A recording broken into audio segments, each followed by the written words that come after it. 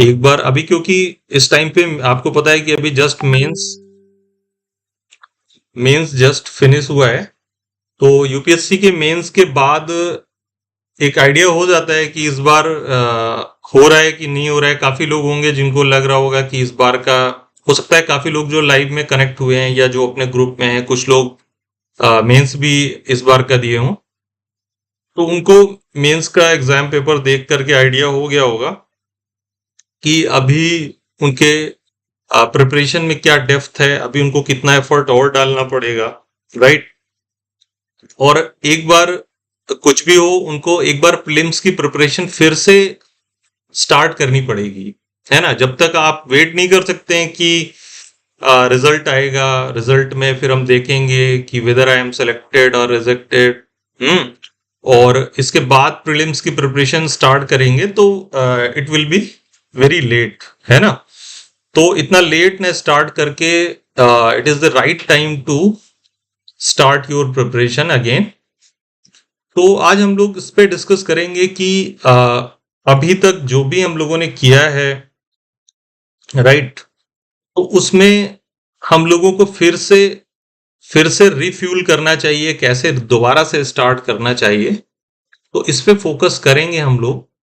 तो एक मैंने इसके लिए एक स्लाइड भी एक तैयार किया था, तो उस पे हम लोग आते हैं इसी स्लाइड पे, राइट।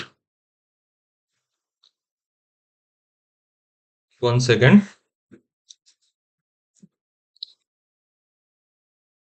तो इस स्लाइड में आप देखेंगे, वैसे ये स्लाइड इस पे आपको 23 दिख रहा है, बट ये 24 के लिए भी सेम वैसे ही अप्लाई होगा ये, ठीक है।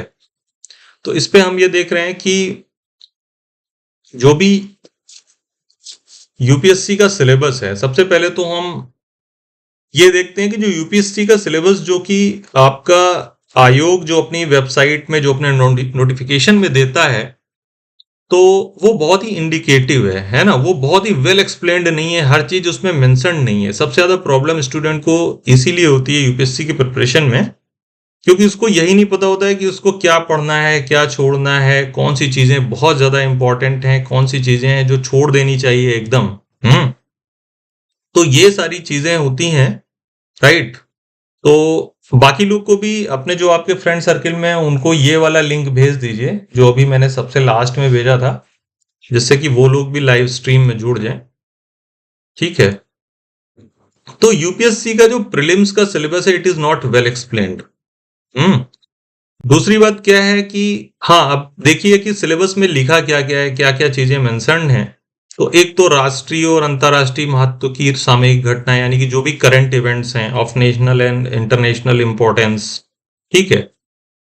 भारत का इतिहास, भारत का राष्ट्रीय आंदोलन जो इंडियन नेशनल मूवमेंट है, फिर इंडियन एंड वर्ल्ड ज्योग्राफी है, उसमें physical economic geography of India and world, right.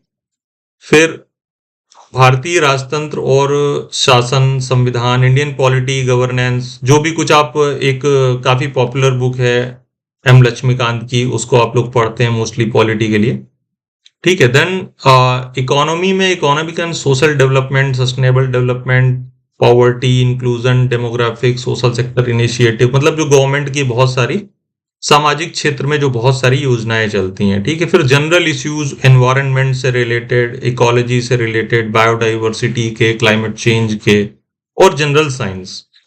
तो वैसे तो बहुत ही इंडिकेटिव सिलेबस है, चीजें बहुत ज्यादा खुल के नहीं लिखी हैं, और यही रीजन है कि इस सिलेबस को देख करके कभी भी यूपीएससी की प्रिपरेशन आपको करने में मतलब ये नहीं लगता है कि आप वेल प्रिपेयर्ड हैं या नहीं है।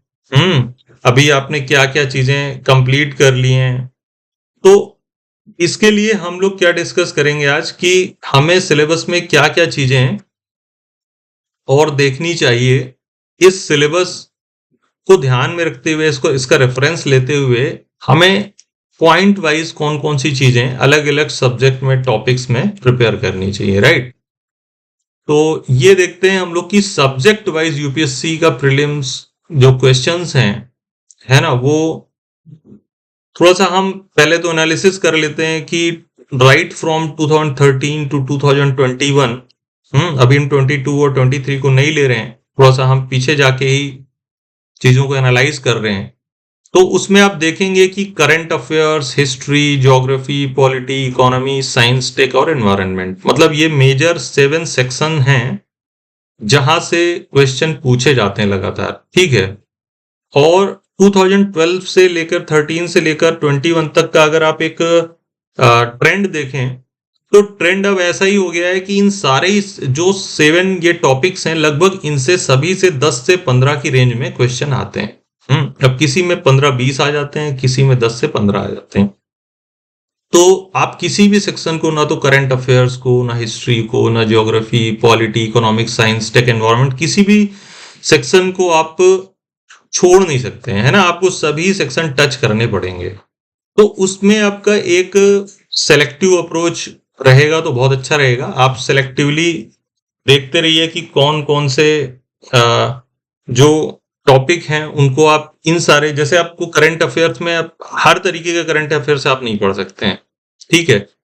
हिस्ट्री में आप पूरी हिस्ट्री नहीं पढ़ सकते, तो आपको कहाँ फोकस करना है। आपको समझ में आ रहा है कि हर साल आप पेपर का एनालिसिस करते हैं, तो हर साल मॉडर्न हिस्ट्री से, इंडियन नेशनल मूवमेंट से क्वेश्चन ज्यादा आते हैं, तो आप पहले उसको प्रिपेयर कर लीजिए। ज्योग्राफी में जैसे आपको पता है इंडियन ज्योग्राफी के ऊपर फोकस रहता है, मैप के ऊपर रहता है।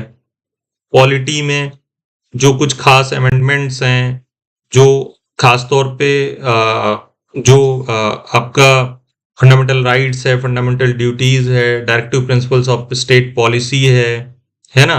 और आपका सेंट्रल सेक्टर हो गया, स्टेट में कौन कौन से मेन प्रोविजंस हैं पॉलिटी के, उनको सबको आप पढ़ लेंगे तो पॉलिटी का काम भी चल जाता है। इकोनॉमिक्स में खास तौर पे जो भी करंट इकोनॉमी चल रही होती है और जो भी लेटेस्ट इकोनॉमिक सर्वे से क्वेश्चन आते हैं, साइंस एंड टेक में जो लेटेस्ट डेवलपमेंट हैं, और एनवायरनमेंट में भी मोस्टली यही होता है कि जो भी लेटेस्ट डेवलपमेंट्स होते हैं science and tech and environment में, उन्हीं को ज्यादा कवर करते हैं, ठीक है।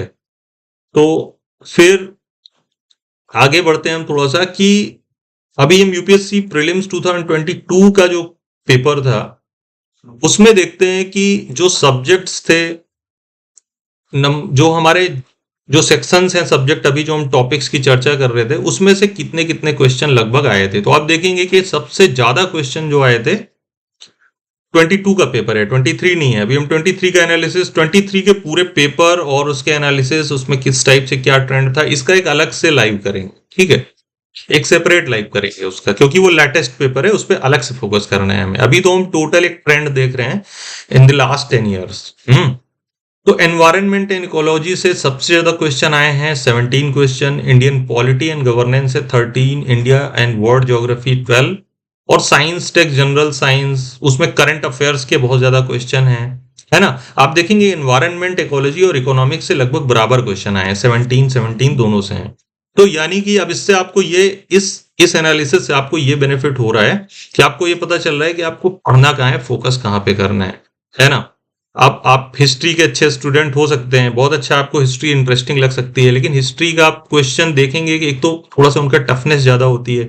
आप उस पर मॉडर्न हिस्ट्री और आर्ट एंड कल्चर पे थोड़ा फोकस कीजिए, ठीक है। वो आपको ज्यादा हेल्प करेगा। फिर मेंस में भी उसका बहुत ज्यादा पोर्शन है, तो आप आर्ट एंड कल्चर देखिए, मिडिवल, थोड़ा सा मॉडर्न देखिए, मॉडर्न हिस्ट्री देखिए, ये वाला पार्ट है जो। और फिर आ जाइए आप इकोनॉमिक्स में। इकोनॉमिक्स में आप जो भी थोड़ा मॉडरेट टू डिफिकल्ट नेचर के क्वेश्चन आते हैं, ठीक है। इकोनॉमिक्स में आप देखेंगे कि 17 क्वेश्चन आए हैं, 17 एनवायरनमेंट एंड इकोलॉजी से आए। तो आप ये देखिए कि 17 34 क्वेश्चन ये हो गए, और करीब करीब ये medieval history, modern history and art and culture, करीब 15 क्वेश्चन ये हो गए। तो अगर आप ये 3 एरिया पे ही अगर आप अच्छे से फोकस कर लें, इकोनॉमिक्स है, एनवायरनमेंट इकोलॉजी है, और मॉडर्न, और ये हिस्ट्री वाला पोर्शन है, तो आप यहां से बहुत अच्छे पेपर को इजिली क्लिक कर सकते हैं, है ना। आप अच्छे से क्लियर कर सकते हैं प्रीलिम्स का एग्जाम। आपको पता है कि वहां आउट ऑफ 100 आपका 45 से 50 क्वेश्चन अगर सही है, एक्यूरेट है, तो आपका हो जाएगा, आप प्रीलिम्स क्वालिफाई कर जाएंगे। हो सकता है कि आप इकोनॉमिक्स आपकी बहुत अच्छी ना हो, ठीक है, या हिस्ट्री बहुत अच्छी ना हो, तो आप फिर अपना जो आपका स्ट्रॉन्ग पोर्शन है, आपका पोर्शन हो सकता है कि पॉलिटी में और ज्योग्राफी में अच्छे हों, अच्छा स्ट्रॉन्ग हो आपका वो। तो आप पॉलिटी में देखेंगे और ज्योग्राफी में देखेंगे तो मिला करके करीब 25 क्वेश्चंस हैं, राइट? फिर बाकी आप थोड़ा-थोड़ा क्वेश्चन हिस्ट्री से, इकोनॉमी से यहाँ से हिट कीजिए। मतलब कि आपको अपनी स्ट्रेंथ पहचाननी होगी कि आपकी स्ट्रेंथ है क्या आखिरकार, राइट? अगर आपकी स्ट्रेंथ एनवायरनमेंट इकोलॉजी है, ज्योग्राफी है, तो आप उस पे फोकस कीजिए, वहां से आप करीब 30 क्वेश्चन आप कवर कर लेंगे, है ना? पॉलिटी अगर आपकी स्ट्रांग है, आपने अच्छे से पढ़ रखी है, तो उसको आप कीजिए। मतलब ये कि आप एनालाइज कीजिए कि आपकी स्ट्रेंथ कहाँ पर है, उसको और ज्यादा स्ट्रांग कीजिए। आपकी जो वीकनेस है वहां से भी कुछ क्वेश्चन, मतलब वहां से भी तैयार करने की कोशिश कीजिए। आप पूरी तरीके से तो कोई भी पोर्शन आप छोड़ नहीं सकते हैं, ये यूपीएससी की प्रिपरेशन की खासियत है, राइट? तो फिर आप इसके बाद हम नेक्स्ट एक थोड़ा सा हम कट ऑफ देखते हैं कि कट ऑफ ओवरऑल आपको भी पता है क्या रहता है कट ऑफ। जनरल का कट ऑफ आप देखेंगे, मतलब पहले कट ऑफ बहुत ज्यादा होता था, बट अब देखिए जो लेटेस्ट कट ऑफ जो यूपीएससी ने अपना दिया था 2021 वाला, वो 90 भी नहीं है ना? यानी कि अगर किसी ने 45 क्वेश्चन कर दिए, एकदम सही कर दिए, नेगेटिव मार्किंग वगैरह हटा करके, तो वो क्वालिफाई कर जाएगा, इजिली क्वालिफाई कर जाएगा। तो आपको फोकस यही करना है कि आपको 45 से 50 क्वेश्चन आपको करना है प्रीलिम्स में, ठीक है? फिर अब हम अलग अलग सेक्शन या टॉपिक वाइज आ जाते हैं कि जैसे इकोनॉमी है, अभी जो मैं इकोनॉमी में बोला था कि आपको इकोनॉमी अच्छे से आपको प्रिपेयर कर लेनी चाहिए, ठीक है? तो इकोनॉमी में आप क्या क्या आपको प्रिपेयर करना है, आपको फोकस कहाँ पर करना है? एक तो आपको जीडीपी, इन्फ्लेशन, अनएम्प्लॉयमेंट, इस पे फोकस करना है ना? जीडीपी से रिलेटेड जो भी कॉन्सेप्ट हैं आपको, कि जीडीपी की सबसे पहले तो उसकी डेफिनेशन क्या है, जीएनपी क्या है, नेशनल इनकम क्या है ना? फैक्टर कॉस्ट पे क्या है, मार्केट प्राइसेस पे क्या है, करंट प्राइसेस पे क्या है, मतलब ये सारे जो एक तरीके से जो बिल्कुल शुरुआती जो चैप्टर है उस पे आपको सबसे पहले फोकस करना है। और फिर इन्फ्लेशन और अनएम्प्लॉयमेंट, ये जो ये काफी मेजर टॉपिक्स हैं। इन्फ्लेशन कितने टाइप का होता है, इन्फ्लेशन को कैसे कैलकुलेट करते हैं, सीपीआई क्या है, डब्ल्यूपीआई क्या है, इन्फ्लेशन का कॉन्सेप्ट क्या है, इन्फ्लेशन, डिफ्लेशन, स्टैगफ्लेशन, इनमें क्या फर्क होता है ना? अनएम्प्लॉयमेंट का डेटा, करंट अनएम्प्लॉयमेंट का डेटा, फिर करंट डेली स्टेटस क्या है, करंट वीकली स्टेटस क्या है, अनएम्प्लॉयमेंट किस किस रेफरेंस पीरियड में निकाला जाता है इंडिया में, है ना? अनएम्प्लॉयमेंट के रीजन क्या है, उसके कौन कौन से कारण हैं। तो ये मुद्रास्फीति हो गया, बेरोजगारी हो गया, जीडीपी हो गया, इस टाइप के major topics. Then money banking से सबसे ज्यादा क्वेश्चन आते हैं, आप देखेंगे, एनालाइज करेंगे पेपर्स को, तो सबसे ज्यादा क्वेश्चन आते हैं मनी बैंकिंग से। जितने भी कॉन्सेप्ट होते हैं, सीआरआर, एसएलआर, है ना, कैश रिजर्व रेशियो है, जो आपका स्टैट्यूटरी लिक्विडिटी रेशियो है, आरबीआई आरबीआई क्या क्या करता है, बैंकिंग सेक्टर से रिलेटेड बहुत सारे क्वेश्चन आते हैं। मनी क्या है, मनी मल्टीप्लायर क्या होता है, मनी के अलग अलग जो डेफिनेशन होते हैं, M1, M2, M3, M4, वो क्या है ना? तो वो सारे कॉन्सेप्ट से भी क्वेश्चन बहुत ज्यादा आते हैं। पॉवर्टी से रिलेटेड डेटा आपको पता होना चाहिए। पॉवर्टी के कौन कौन से रीजन हैं, पॉवर्टी को कैसे मेजर करते हैं, कौन सी इंपॉर्टेंट कमेटी थी, जो जैसे एक सुरेश तेंदुलकर कमेटी का आपने नाम सुना होगा, है ना? उसके क्या रिकमेंडेशंस थे। अभी प्रेजेंट टाइम पे पॉवर्टी को कैसे हम कैलकुलेट करते हैं, मंथली पर कैपिटा एक्सपेंडिचर क्या होता है, एमपीसीई, है ना? तो एनएसएस का क्या रोल है, नेशनल सैंपल सर्वे ऑफिस का, एनएसएसओ का क्या रोल है इसमें, पॉवर्टी और अनएम्प्लॉयमेंट के डेटा को कलेक्ट करने में, उसको पब्लिश करने में। एक्सटर्नल सेक्टर, जो बैलेंस ऑफ पेमेंट है, परचेजिंग पावर पैरिटी थ्योरी है, ईसीबी है, एक्सटर्नल कॉमर्शियल बोरोइंग्स, है ना? ये सब तमाम तरीके के जो कॉन्सेप्ट हैं एक्सटर्नल सेक्टर के, आपको उन पे फोकस करना है। फिस्कल पॉलिसी क्या है, मॉनिटरी पॉलिसी क्या है, बजट के different components, non plan expenditure, plan expenditure, उनमें क्या क्या क्या चीजें कवर होती हैं, तो वो सारा आपको पढ़ना है। देन इंटरनेशनल ऑर्गेनाइजेशंस, खासतौर पे आईएमएफ, वर्ल्ड बैंक और डब्ल्यूटीओ, है ना? जो इंटरनेशनल मॉनेटरी फंड है, वर्ल्ड ट्रेड ऑर्गेनाइजेशन है, और जो आपका वर्ल्ड बैंक है, ये तीनों जो संस्थाएं हैं उनके बारे में आपको पता होना चाहिए, उनका हेडक्वार्टर क्या है, उनका ऑब्जेक्टिव क्या है, वो क्या-क्या करते हैं, उनके मेंबर्स कौन से हैं, है ना? ये सारा चीज़। इकोनॉमिक सर्वे, जो भी करंट लेटेस्ट इकोनॉमिक सर्वे है, उसमें मेन क्या-क्या बातें कही गई हैं।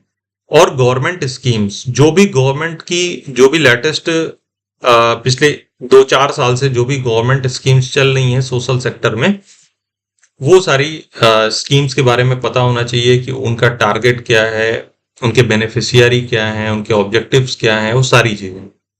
ठीक है, तो इकोनॉमी हो गया। इकोनॉमी के बाद हम आते हैं एनवायरनमेंट एंड इकोलॉजी। जैसे अभी हमने एनालिसिस किया था कि सबसे ज्यादा क्वेश्चन कहाँ से आते हैं, तो यही 2 टॉपिक हैं जो सबसे ज्यादा क्वेश्चन कवर कर रहे हैं आपके, एनवायरनमेंट इकोलॉजी और इकोनॉमिक्स। ठीक है, तो एनवायरनमेंट इकोलॉजी में इकोलॉजी के बेसिक कॉन्सेप्ट्स जैसे निस क्या है, इस पे क्वेश्चन आ चुका है यूपीएससी में। Food chain, food web, ecotone, तमाम तरीके के बेसिक कॉन्सेप्ट हैं इकोलॉजी में, पारिस्थितिकी में, उनके बारे में आपको पता होना चाहिए। नेशनल एक्ट्स, एनवायरनमेंट से रिलेटेड जो भी इंपॉर्टेंट नेशनल एक्ट्स हैं, है ना, जो अधिनियम है, जो नीतियां हैं, जो बॉडीज हैं, जो इंटरनेशनल कन्वेंशंस हैं, वो सारे कन्वेंशंस के बारे में आपको पता होना चाहिए। वो कन्वेंशन मतलब जो बहुत सारे।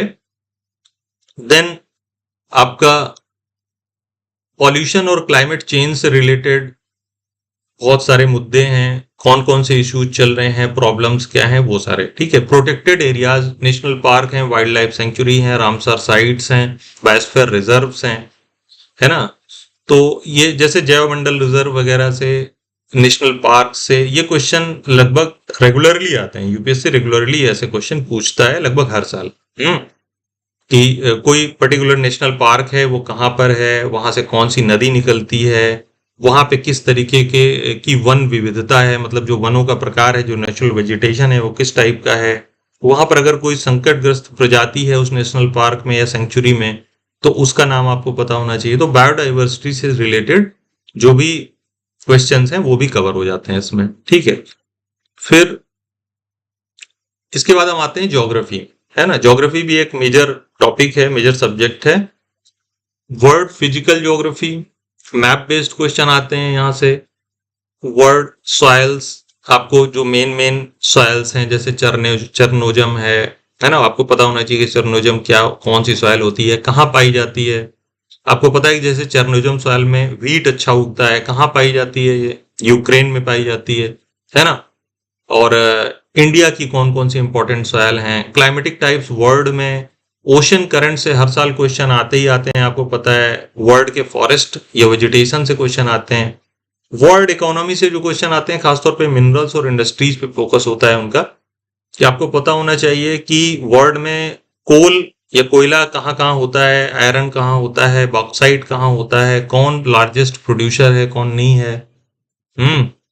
इंडिया फिजिकल में अगर आप आए तो उसमें इंडिया का जो फिजिकल ज्योग्राफी है वहां पे काफी फोकस होता है यूपीएससी का। तो जैसे माउंटेन्स, पीक्स, प्लेटो, इंडिया के कौन कौन से इंपॉर्टेंट माउंटेन हैं, वहां पे कौन कौन से इंपॉर्टेंट पीक्स हैं, पठार कौन से हैं, मैदान कौन से हैं, रिवर्स हैं, सॉइल्स हैं, वेजिटेशन है ना। ये सारे मेजर टॉपिक हैं जो आपको पढ़ने। देन इंडिया इकोनॉमिक वाले पार्ट पे आएंगे तो मिनरल्स, इंडस्ट्रीज, सेम वैसे जैसे वर्ल्ड में आप पढ़ेंगे कि मिनरल्स और इंडस्ट्रीज कहाँ कहाँ पे हैं, वैसे इंडिया में कि इंडिया में आयरन ओर कहाँ कहाँ पर है, किन रीजन में है, और कौन कौन से इंडस्ट्रीज इंडिया में कहाँ कहाँ पर स्थापित हैं। ठीक है, तो ये ज्योग्राफी का आपका ये पूरा टॉपिक हो जाएगा।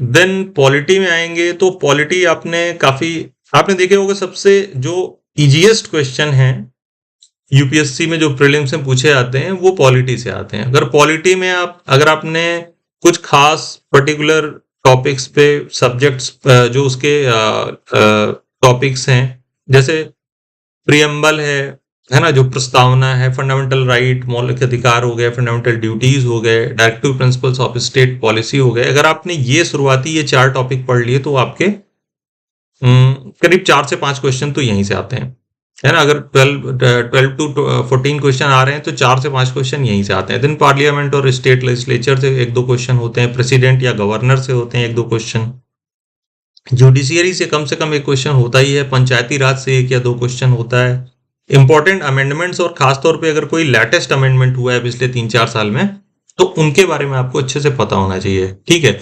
और एक दो क्वेश्चन कॉन्स्टिट्यूशनल या नॉन कॉन्स्टिट्यूशनल बॉडीज से जरूर होते हैं, ठीक है। जो भी कॉन्स्टिट्यूशनल बॉडीज हैं या नॉन कॉन्स्टिट्यूशनल बॉडीज हैं, जो भी संविधान में मेंशन्ड है या नहीं मेंशन्ड है, जो आपको पॉलिटी की बुक्स में पढ़ने को मिल जाते हैं, तो वो आपको तैयार करने हैं, ठीक है। तो आपके अगर ये आपने 4 मेजर पोर्शन ये कवर कर लिए, इकोनॉमी, एनवायरनमेंट, ज्योग्राफी और पॉलिटी, तो आपका मेजर पार्ट तो यही संभाल लेगा, आपका सिलेक्शन यहाँ से प्रीलिम्स आप क्वालिफाई कर जाएंगे, ठीक है।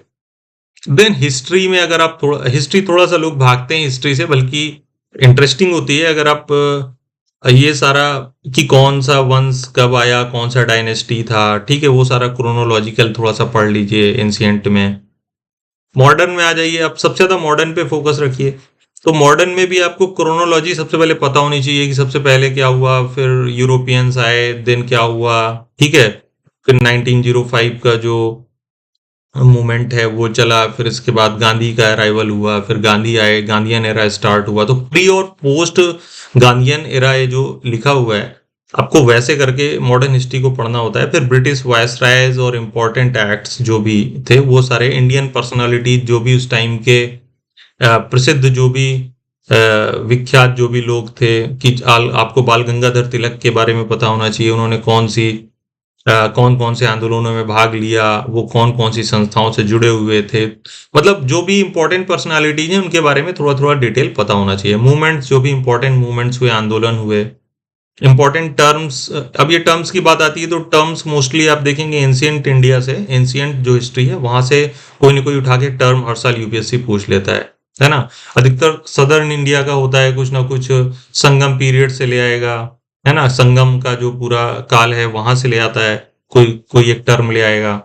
या एंशियंट इंडिया से कोई भी टफ सा एक कि आपको समझ में नहीं आएगा इसका मतलब क्या है। तो वैसे इंपॉर्टेंट कुछ टर्म्स तैयार कर लीजिए। इंडस वैली के बारे में एक क्वेश्चन मोस्टली आता है, बुद्धिज्म जैनिज्म से एक दो क्वेश्चन आते ही आते हैं, उसको अच्छे से तैयार कर लीजिए। और अगर एंशियंट कुछ डायनेस्टीज में अगर आप फोकस करें तो मौर्य, गुप्ता, पल्लवा, चोला, इनके ऊपर जरूर क्वेश्चन आता है। भक्ति और सूफी के ऊपर एक दो क्वेश्चन जरूर आता है। और मुगल आर्किटेक्चर, विजयनगर, इनसे सबसे एक एक क्वेश्चन मोस्टली आता है, कवर हो जाता है। तो हिस्ट्री को आप इस तरीके से आप कुछ खास एरिया पे फोकस करते हुए सेलेक्टिवली आप पढ़ सकते हैं, ठीक है। ये मैंने इसलिए बता दिया क्योंकि अगर आप पूरा हिस्ट्री पढ़ने जाएंगे ना तो एक तो बहुत बोरिंग हो जाएगा, दूसरी बात पढ़ने की जरूरत नहीं है। साइंस एंड टेक पे आ जाते हैं। साइंस एंड टेक में एक तो जो भी करंट डेवलपमेंट्स हैं पिछले एक साल के, उनको देखना है। बायोटेक्नोलॉजी में क्या क्या हुआ है, कुछ खास, कुछ चीजें, कुछ खोज, है ना, कोई नया कोई टर्म आया है ना, कोई बहुत सारे नए नए टर्म्स आते रहते हैं। एक दो टर्मिनोलॉजी से, है ना, शब्दावली से क्वेश्चन जरूर आते हैं। डिफेंस टेक्नोलॉजी में इंडिया काफी अच्छा कर रहा है, स्पेस टेक्नोलॉजी में काफी अच्छा कर रहा है। अभी जैसे चंद्रयान, अभी है ना, अभी अपना चंद्रयान पहुंचा है, तो उससे रिलेटेड जितने भी क्वेश्चन बन सकते हैं उन पे फोकस करते हुए आपको इमर्जिंग टेक्नोलॉजीज जो भी हैं, इमर्जिंग टेक्नोलॉजी जैसे अभी एआई का डेवलपमेंट हो रहा है ना, आर्टिफिशियल इंटेलिजेंस, उसके ऊपर आपको फोकस करना है। आपको अभी लेटेस्ट इंडिया में लॉन्च हुआ है आपका, मतलब बहुत सारे जो लेटेस्ट जो भी टेक्नोलॉजी इंडिया में आ रही है, आपको उसको फोकस करना है, इंडिया में हो, वर्ल्ड में हो, है ना। मेटा जैसे आपने सुना होगा, अभी फेसबुक के प्लेटफॉर्म का नाम ही अब मेटा हो गया है। तो मेटा, मेटा से मतलब क्या है, मेटा कौन सी टेक्नोलॉजी यूज करता है, क्लाउड क्या है ना, क्लाउड में कौन सी टेक्नोलॉजी यूज होती है। तो ये सारी चीजें आपको फोकस करते हुए आपको ये तैयार करना है। तो साइंस एंड टेक भी आपका हो जाएगा अच्छे से। फिर नॉर्मली जो करंट अफेयर्स के क्वेश्चन आते हैं उन पे अगर आप जाएंगे तो करंट के जो भी डेवलपमेंट्स हो रहे हैं, जैसे अभी G20 में क्या क्या हुआ, कौन कौन से कंट्री आए, कौन से नहीं आए, उन्होंने क्या एक बायोफ्यूल अलायंस बनाया मोदी जी के लीडरशिप में, है ना, ग्लोबल बायोफ्यूल अलायंस। तो उस अलायंस में कौन कौन से लोग जुड़े हैं, वो अलायंस क्या ऑब्जेक्टिव रहेगा, उसके क्या मतलब उद्देश्य क्या रहेंगे। और इस तरीके की जो भी करंट डेवलपमेंट, सोशियो पॉलिटिकल जो भी डेवलपमेंट नेशनल लेवल पे और इंटरनेशनल लेवल पे जो चलते रहते हैं, उन पे फोकस करना है, राइट। आईआर के जो भी एस्पेक्ट्स हैं इंटरनेशनल रिलेशंस के, उन पे क्वेश्चन एक दो जरूर आते हैं। मैप बेस्ड क्वेश्चन एक दो जरूर आते हैं। तो करंट अफेयर्स में अगर आप केवल ये 3 इश्यूज पे कि करंट डेवलपमेंट क्या चल रहा है, इंटरनेशनल रिलेशंस क्या चल रहे हैं, कौन कौन से कंट्रीज, कौन कौन से रीजन फोकस में रहते हैं, और मैप में उसको थोड़ा सा देखना, ये थोड़ा सा आप कर लेंगे तो इस तरीके से आपका जो स्ट्रेटजी है यूपीएससी के प्रिपरेशन की, वो इस तरीके से टारगेटेड होनी चाहिए, है ना। ये नहीं कि आप कुछ भी पढ़ रहे हैं कभी भी। तो मेरा सभी से यही कहना है, और आज का ये लाइव लेने का थोड़ा सा उद्देश्य ये था कि दोबारा आपसे रिकनेक्ट होना। अभी मैंने ग्रुप फॉर्म किया है ना। अभी चैनल में फिर से एक्टिविटी बढ़ेगी। हो सकता है हर 2-3 दिन में हम एक प्रैक्टिस सेट भी करें, जीएस का प्रैक्टिस सेट भी हम करेंगे, है ना। तो प्रैक्टिस प्रीलिम्स करके जो लास्ट ईयर मैंने स्टार्ट किया था उसको फिर से शुरू करेंगे। प्रैक्टिस प्रीलिम्स में आपको डिटेल्ड एक एक क्वेश्चन, उसके एक्सप्लेनेशन को और उससे रिलेटेड जो भी बहुत सारे क्वेश्चन जो कवर हो रहे हैं, मतलब अगर हम 1 घंटे प्रैक्टिस प्रीलिम्स में जुड़ेंगे लाइव में, तो उसमें कम से कम हम रोज 20 से 25 क्वेश्चन, 30 क्वेश्चन हम बहुत इंपॉर्टेंट सारे टॉपिक्स को कवर करते हुए हम तैयार कर रहे होंगे। ठीक है, तो ज्यादा से ज्यादा लोग प्रैक्टिस प्रीलिम्स वाले प्रोग्राम में जुड़िए। वो अब लाइव स्टार्ट हो जाएगा। मैं कोशिश करूंगा कि हफ्ते में 2 से 3 दिन हो वो, ताकि जब तक आपका 2024 का प्रीलिम्स आए तो आप कम से कम आप बड़े आराम से 2-2.5 हजार क्वेश्चन आप कर चुके हो, है ना। और जब आप इतने क्वेश्चन सॉल्व कर लेंगे तो आपका प्रीलिम्स क्वालिफाई करने से कोई नहीं रोक सकता है, क्योंकि prelims is all about practice, है ना। आप प्रैक्टिस नहीं करेंगे, आप केवल पढ़ते रहेंगे, आप क्वेश्चन सॉल्व करने की प्रैक्टिस नहीं करेंगे, आप जब एग्जामिनेशन हॉल में जाएंगे वहां पे आप सरेंडर कर जाएंगे, है ना। वहां पे आप बहुत ज्यादा अच्छे से परफॉर्म नहीं कर पाएंगे, जबकि आपने सब कुछ पढ़ रखा है। आपने पूरी लक्ष्मीकांत पढ़ रखी है और सिंपल सा पॉलिटी का क्वेश्चन वहां पे गलत करके आ जाएंगे। ठीक है, क्यों? क्योंकि आपने उसको क्वेश्चन आंसर के फॉर्म में आपने उसको सॉल्व नहीं किया है। आप उन इंट्रिकेसीज में गए नहीं है कि जहां से वो क्वेश्चन एक तरीके से यूपीएससी धोखा दे देता है ना। आपको ऐसा एक ऑप्शन डाल देता है, आप धोखे में पड़ जाते हैं। बाहर आके आप बोलते हैं कि अरे यार ये तो आ रहा था मुझे, ये तो मैंने पढ़ा था, और ये कैसे हो गया, ये मैं कैसे गलत कर सकता हूँ। आप बाहर आके बड़ा अफसोस करते हैं। क्यों? क्योंकि आपने पहले प्रैक्टिस नहीं की। तो जो हम लोग जो लाइव सेशंस करेंगे हर दूसरे तीसरे दिन प्रीलिम्स प्रैक्टिस वाले, उस पे ज्यादा से ज्यादा लोग जुड़िए। अभी आज फर्स्ट लाइव था, बहुत ज्यादा टेक्निकल ग्लिच आ रहा था, और कोई नहीं, वो फर्स्ट टाइम था इसलिए उसको रिजॉल्व कर दिया मैंने, है ना। ओबीएस इस पे इंस्टॉल नहीं था, उसकी सेटिंग्स करने में थोड़ा सा 10 से 15 मिनट लग गया। तो हो सकता है शुरुआत में लोग वेट कर रहे हो, फिर नहीं जुड़ पाए हो, नो इशू।